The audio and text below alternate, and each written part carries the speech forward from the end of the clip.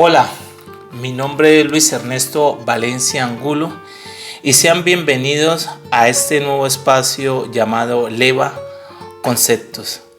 Un espacio en donde se analizará, como su nombre lo indica, conceptos, y a partir de ellos se busca hacer una interpretación, una hermenéutica de la realidad nacional, o si se quiere, de acontecimientos, de hechos internacionales. En este caso, pues empecemos con un pronunciamiento que hizo el ministro de Educación, Daniel Rojas, el 3 de abril del año en curso, o sea, el 2025. El ministro dijo lo siguiente. Hola, esta es una muy buena noticia para los docentes, las y los docentes de la educación superior en Colombia. Acabamos de firmar el decreto de formalización laboral dirigido al 76% de las y los docentes en todo el país que están contratados mediante modalidades que lesionan sus derechos, que vulneran su dignidad. Modalidades como la hora cátedra, como los docentes ocasionales, que no tienen durante todo el año estabilidad laboral, ni pago en sus prestaciones sociales, ni tampoco posibilidades de tener la garantía de renovación en sus contratos. Este pronunciamiento es importante porque se busca combatir desde las políticas una gran injusticia que se sigue cometiendo con los profesores cátedra ocasionales dentro de las universidades de Colombia. En ese sentido, pues es un acierto. Y me llama mucho la atención cómo el ministro enfatiza en la categoría de dignidad laboral. Una categoría que me atrevo a decir está formada por dos conceptos: el concepto de dignidad y el concepto de trabajo. Y el concepto de trabajo de manera implícita, ¿no? A través de la palabra labor, la puedo utilizar como sinónimo de trabajo. No entro en la especificación en la que entra Hannah Arendt, estableciendo una rigurosa distinción entre labor y trabajo. No, aquí labor o laboral y trabajo van a ser sinónimos. Entonces, empecemos con la primera categoría, la categoría de dignidad. En términos generales, podríamos decir que cuando se habla de dignidad se está hablando de valor, de respeto. Podríamos hacernos la siguiente pregunta. Entonces, ¿quién es digno? Pues hagamos un rápido análisis, recorrido genealógico por esa historia occidentalizante en la que hemos sido formados, en la que muchos hemos sido formados. Entonces, en esa historia occidentalizante, nos encontramos que entre los romanos se utilizaba una categoría que podemos asumirla como sinónimo, la categoría de dignitas. Y entre los romanos era digno, podemos decir que era digno quien lo merece, quien lo adquiere por mérito, a través de su labor en el ejercicio de la política, el arte, la reflexión filosófica. Por lo tanto, la dignidad no era un atributo inherente a todos los seres humanos, sino que era algo que se adquiere. ¿Ya? Me disculpan, voy a estar mirando mis apuntes si no les había dicho.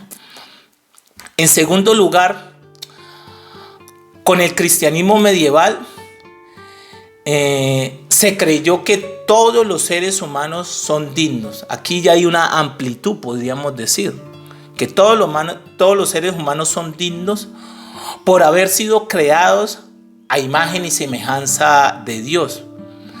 Pero en la práctica lo que nos encontrábamos que era respetado quien había abrazado el cristianismo, quien era cristiano. En la práctica se daba eso. En tercer lugar, ya se llegó a decir, y el mejor ejemplo de eso es el análisis que hace Pico de Della de la Mirandola, se llegó a decir en el Renacimiento, para ser más preciso, Hay que ver una obra de Pico de Vela de la Mirandola como discurso sobre la dignidad del hombre. En él, este autor plantea que todos los seres humanos son dignos, continúa con esa idea amplia de la dignidad. Y son dignos porque en ellos hay el potencial de autonomía, de racionalidad, de creatividad, que los lleva a desear la libertad y a querer labrar su propio destino.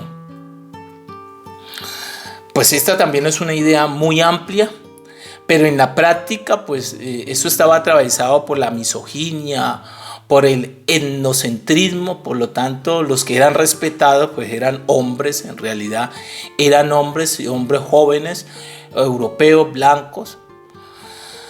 En cuarto lugar, ya, en la Ilustración tenemos los planteamientos del filósofo alemán Immanuel Kant, quien continúa en gran medida con esa idea amplia de la dignidad y considera que todos los seres humanos son dignos porque en ellos hay un potencial de racionalidad, de creatividad, de autonomía, ¿ya?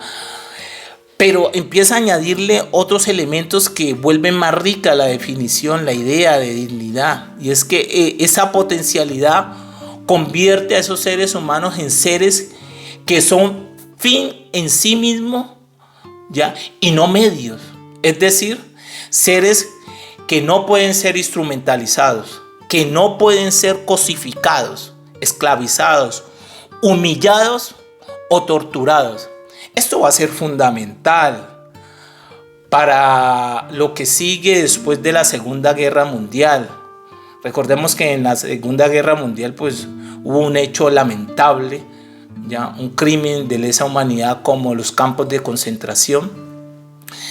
Y en 1948 se da la Proclamación de los Derechos Humanos. Y esos derechos humanos, pues, en gran medida su fundamento son esos planteamientos, ese planteamiento de la dignidad kantiana, que es fundamental para eso. En quinto lugar, cuando hablamos de la dignidad, también podemos señalar la idea coloquial, cotidiana, de la dignidad como amor que nos tenemos a sí mismos. Está esa idea presente. Por otro lado, está el concepto de trabajo, como ya les dije, ya presente en esa categoría del ministro de Educación, dignidad laboral. Entonces hablamos del trabajo. Cuando hablamos del trabajo, en términos generales, también podríamos decir que el trabajo puede ser definido como una actividad humana. Pero especifiquemos tres aspectos. Es una actividad humana que permite el despliegue, el desarrollo de las habilidades. Una idea que va a estar presente sobre todo en autores como Hegel, como Marx y también como el mismo Adam Smith.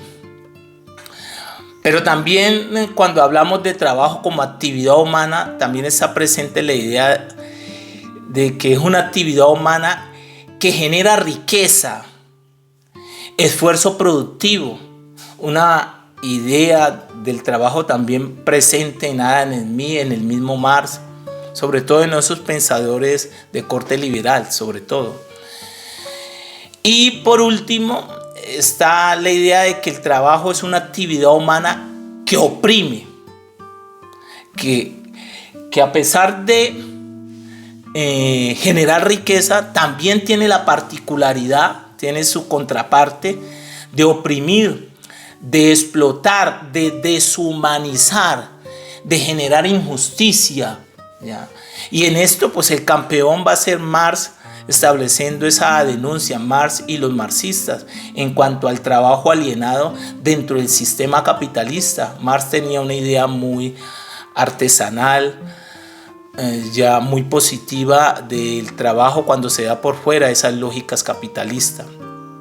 Dicho esto, pues tengo que expresar que la firma del decreto de formalización ya por parte del ministro de Educación, por parte de este gobierno, ¿ya?, en donde se enfatiza esa categoría de dignidad laboral, pensando en los docentes de las universidades, los docentes ocasionales y horas cátedra, pues es un completo acierto, hay que decirlo. Es un completo acierto, y es un completo acierto por varias razones. Porque todos los seres humanos, en algún momento de nuestra vida, hemos pasado por las manos de un profesor. Hemos requerido de sus enseñanzas. Por lo tanto, la labor del docente, ¿ya?, merece ser respetada, merece ser tratada con dignidad.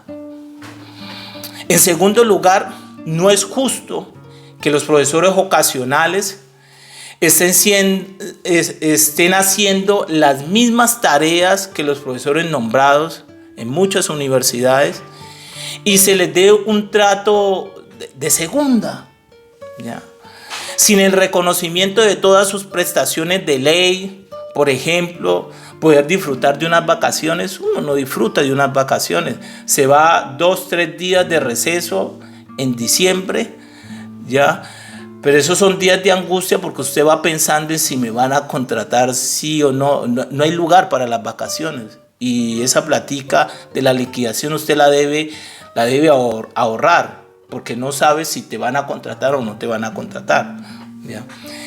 Entonces, eso es una gran injusticia, ¿ya?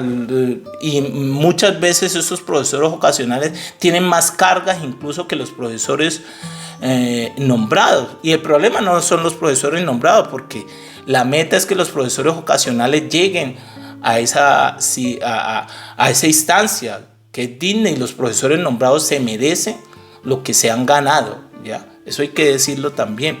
Pero la perversión está en cómo contratan a los profesores ocasionales y horas cátedra. Ese es el problema. Y esa contratación es injusta. Ese trato que se le da es injusto, es poco digno, apelando a esa categoría de la dignidad.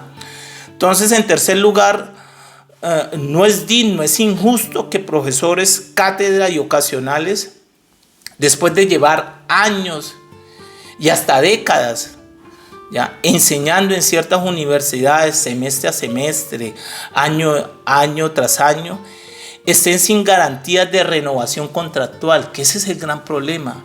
Se puede llevar 5 años, 6 años, 10 años, 15 años, 20 años, y año tras año usted no tiene garantía de que lo van a volver a contratar. Ese es el gran problema. Entonces, ese decreto, la firma de ese decreto es un acierto, porque pretende salirle al paso a esa gran injusticia, que atenta contra la dignidad laboral de los profesores.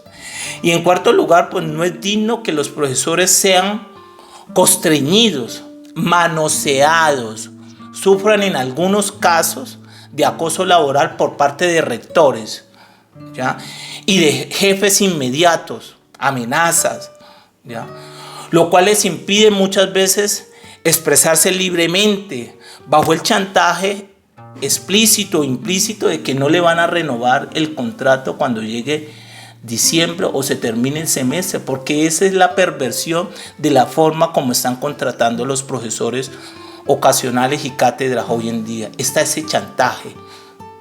Entonces, la firma de este decreto es un completo acierto, porque es buscar restablecer la dignidad, el respeto que los profesores se merecen, ¿ya?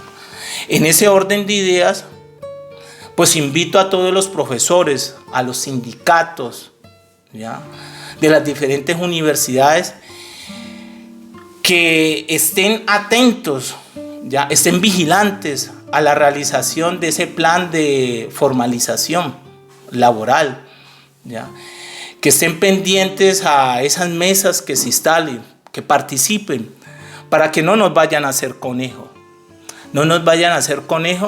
Y la dignidad de la labor, del trabajo docente, se haga realidad. Gracias por escucharme. Hasta luego.